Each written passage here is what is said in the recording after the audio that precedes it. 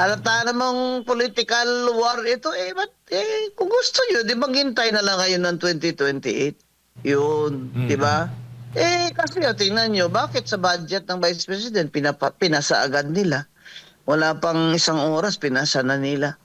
Kung nagdududa pala kayo sa confidential funds niya at kung ano-ano dyan, di dapat siniro nyo na lang ang budget niya. Di ba? Marindigan nyo yan. Kaso ayaw nyo panindigan dahil mga politiko kayong mga garok kung sa Bisaya pa.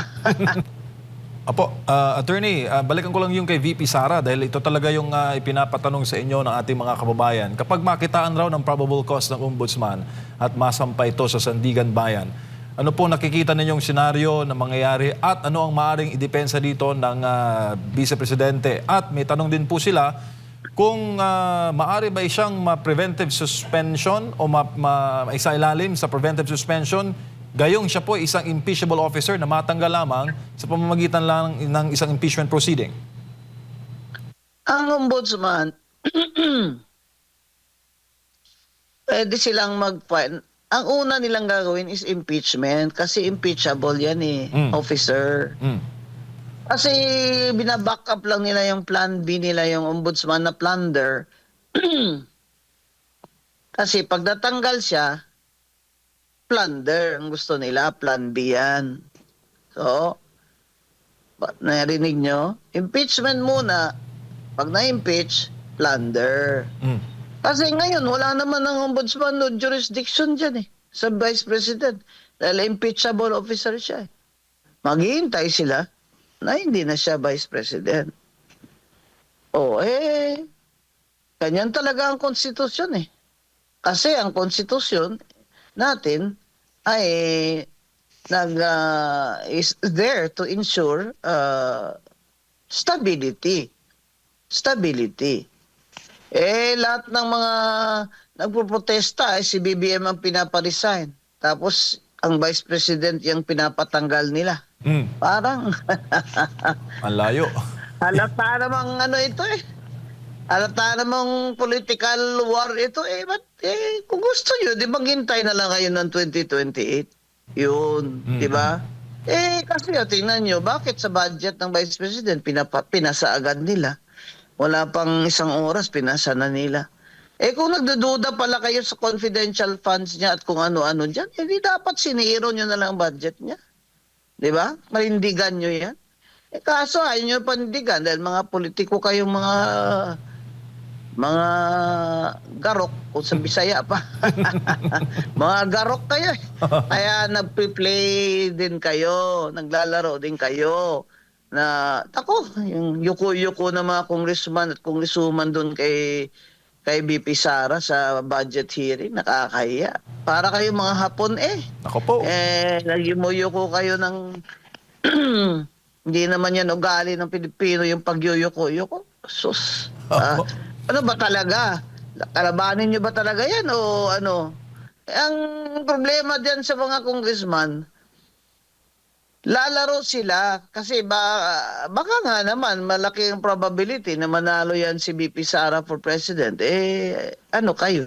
Kahit mag-budget kayo dyan ng 100 billion sa district nyo, kung hindi ilabas, kung hindi i-implement.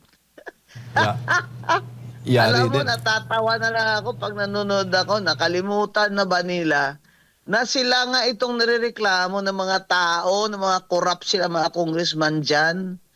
Kung umasta mga ito, parang mga anghel na walang kasalanan. Nakakahiya, nakakadiri yung mga lalo na yan, sina Garjola na yan. Ang party list, sumali pa dyan, kayo nahiya. Dapat marginalized sector kayo. Sumali kayo dyan kasi kailangan nyo mag-vote buying. Kaya kami, walang vote buying, talo kami. Yan ang sinasabi namin. Dapat yung mga ginawa ng COMELEC, binan talaga yung cash assistance. Kaso naglalaro din si Chair Garcia biro mo si Eda Romualdez, 4 terms na as congresswoman, nakatatlo na. nilagay pa as 6 nominee, pina-resign yung 3, 4, 5. In-approve pa rin ni Comelec Chair Garcia. Nakaupo ngayon. Eh, nasa konstitusyon eh. 3 lang ang consecutive terms. Pwede. And the Constitution does not distinguish whether they are party list representatives or district representatives. They are representatives.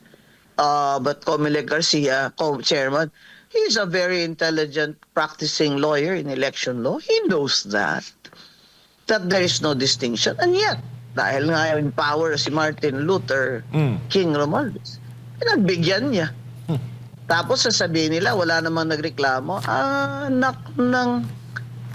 Kailangan pa bang magreklamo? Kung ano sa mukha niyo yung konstitusyon, sampal na sa inyo eh. Harap-harapan, Kailangan attorney. pa rin may magreklamo. Harap-harapan Yan ang problema sa Pilipinas eh.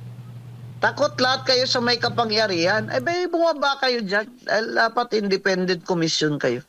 Nung panahon namin, that would never have happened. Hindi. Hindi. Senador noon si Grace po dinisqualify ng division ko yun eh. Na hindi siya natural born. Hindi lang ng division ko. Kami, 5 kami. Punta 2 lang. Si Bautista lang pabor doon. Kaya ibang-iba na ngayon ang Comelec. Kaya baka sana liwanagan sila.